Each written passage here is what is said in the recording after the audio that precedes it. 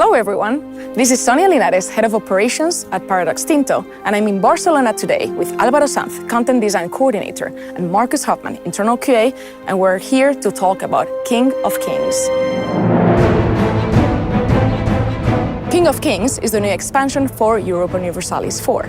The name is inspired by the title Shahanshah, which was assumed by many rulers in the Middle East, especially in Persia. But the expansion also adds a lot of new material for other historic claimants to that title, the rulers of Egypt and the emperors in Byzantium. We've done some work on this region in other expansions, notably in Cradle of Civilization in 2017. But with the revised Ottoman Empire in this year's Domination DLC, it's time to balance the scales a bit with new content for the regional rivals. In all, King of Kings has hundreds of new missions, over 150 new events, dozens of changes to state and government reforms, and a lot of unique decisions for the nations of the Middle and Near East. Persia is not a sturdy nation in 1444, but after being formed, it can be a very powerful player on the world stage, limiting Ottoman expansion to the east and Mughal expansion to the west.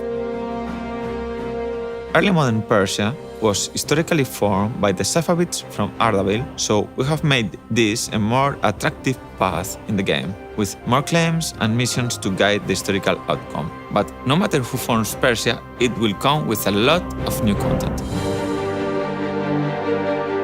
A major new feature is Persian influence, a diplomatic interaction that allows Persia to bring weaker states into its orbit.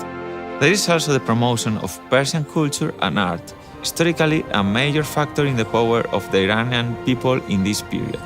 We've also tried to offer meaningful alternate religious paths for the Persian player.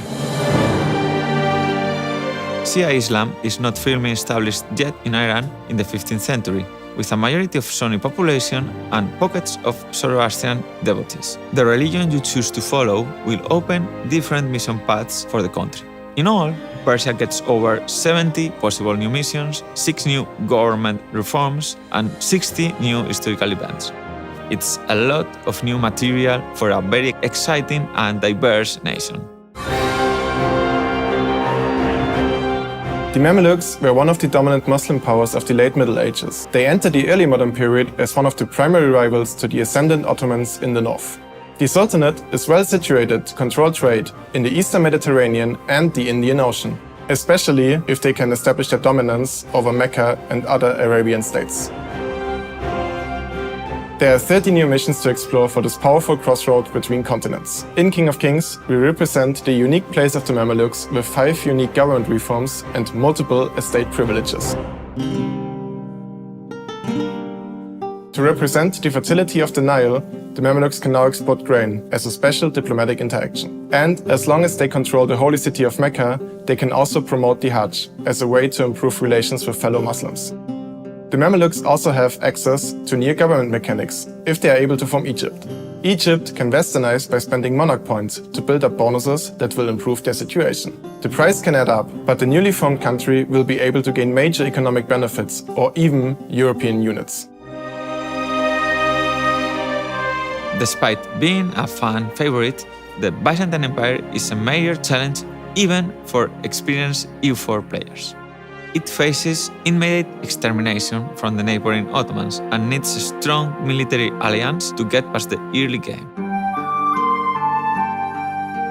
We've decided to reward those who can make it out alive with a lot of unique Byzantine flavor to reflect the fading empire's glorious past and the ambitions for the future. We have expanded the Byzantine mission tree to include over 50 missions to guide the restoration of Eastern Roman greatness, with a unique type of subject, the pronoia. Pronoia status can be given to any vassal and is a free diplomatic relation that offers greater military support. Byzantium also gets some new government reforms, including the possibility to restore the Roman Senate system and new state privileges as well, including enforcing the unity of Christianity and a special treatment for Latin merchants. The goal is to make the restoration of the Roman Empire a pleasant challenge even beyond survival.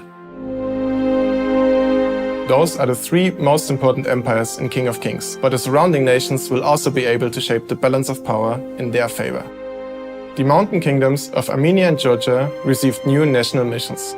And we strengthened the options for the Turkmen kingdoms of Akkuyunlu and Karakoyunlu as well. Especially important if we want to make the Persian region feel more dynamic.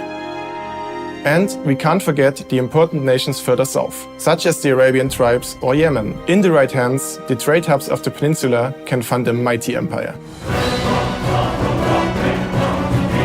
We've put a lot of effort into research and design to make sure we capture some of the potential histories for these regions. So go ahead, dig into these exciting regions, share your thoughts, and don't forget to have fun.